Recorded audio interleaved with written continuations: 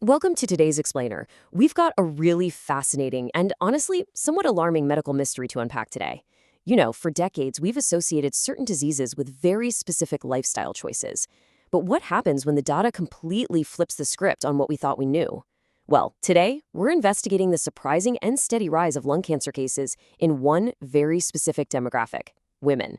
We're going to decode exactly what recent research is telling us about the hidden risk factors that are actually fueling this trend. So here's our central paradox. Why on earth is lung cancer rising among women who have literally never touched a cigarette? I mean, it goes against absolutely everything we traditionally thought we knew about this disease.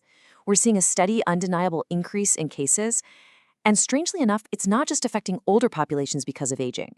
It's actually increasing among younger people too, and predominantly it is affecting women with little to absolutely zero history of smoking. To really put the scale of this into perspective, just think about this number: 3 times. Recent data reveals that women have up to a 3 times higher incidence rate of this specific non-smoking related lung cancer compared to men. This isn't just some minor statistical anomaly. It is a massive shift in who is getting sick and why. Section 1. A rising medical mystery. Okay, so when medical professionals classify lung cancer, they're looking at the original tissue.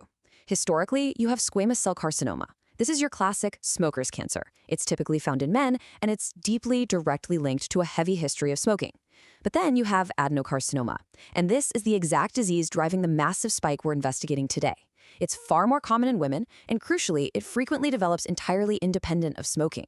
So if a cigarette isn't the trigger, what is? Well, the latest research points to 3 highly concerning causes. Section 2. Invisible threat. PM 2.5. We have to talk about PM 2.5.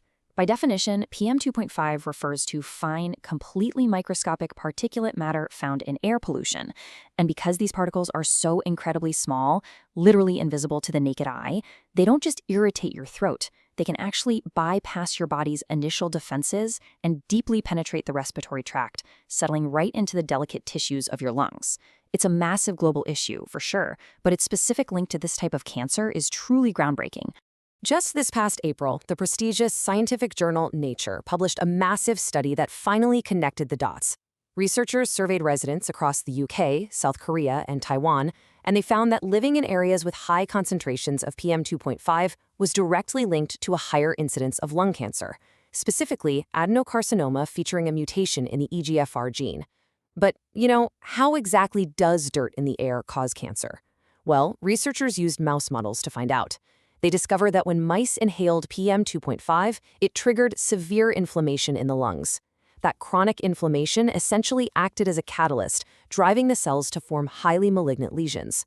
So, microscopic pollution is literally triggering cellular chaos. Now, you might be wondering, hasn't air quality actually improved? In places like Japan, for example, atmospheric concentrations of PM 2.5 have indeed steadily decreased since 1990.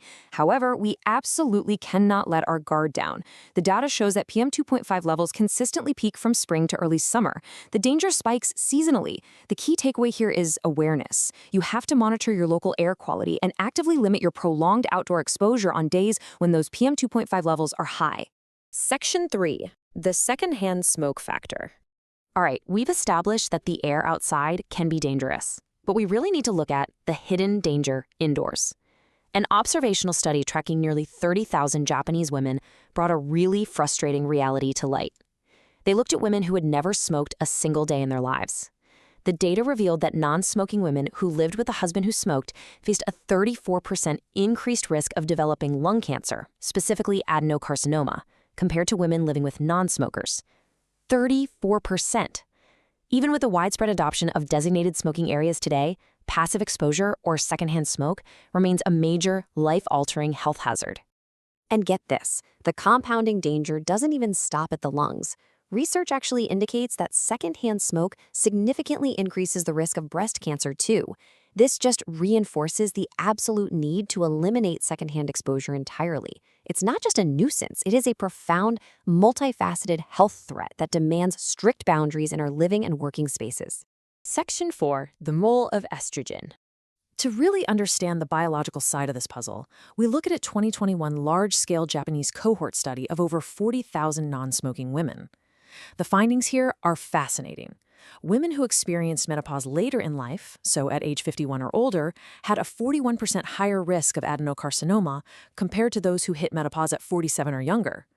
Furthermore, women with a longer overall reproductive period, meaning a longer time between their first menstruation and menopause, had a massive 48% higher risk.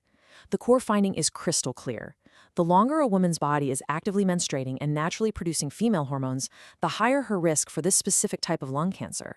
So what's the micro-narrative here? Why on earth does a reproductive hormone affect the lungs? Well, it comes down to biology. Both normal lung tissue and lung cancer tissues actually possess estrogen receptors. In a way, the lung tissue functions quite similarly to breast tissue in how it reacts to hormones. When estrogen circulates through the body, it binds right to these receptors in the lungs. And inadvertently, that binding action promotes the proliferation or the rapid growth of lung cancer cells. The hormone itself isn't inherently bad, but its natural presence inadvertently fuels abnormal cell growth simply because the lung tissue happens to have matching receptors waiting to receive it. Section 5. Awareness and next steps. Okay, so here are the actionable steps you can actually take today to protect yourself, based on the 3 distinct causes we've talked about. Step 1. Monitor your local PM 2.5 levels.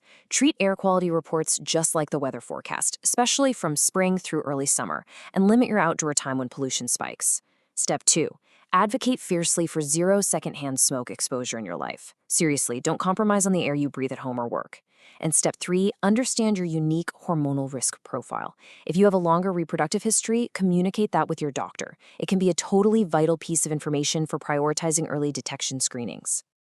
So the crucial point here is that while we obviously can't change our biology overnight, we absolutely have control over the boundaries we set in our lives. We now know that lung cancer in women isn't just about cigarettes. It's about the air we walk through, the rooms we sit in, and the really unique ways our bodies work. I want to leave you with this provocative question to think about. Knowing what you know now, how will you change your environment to protect your lungs today? Thank you so much for exploring this vital topic with me on The Explainer.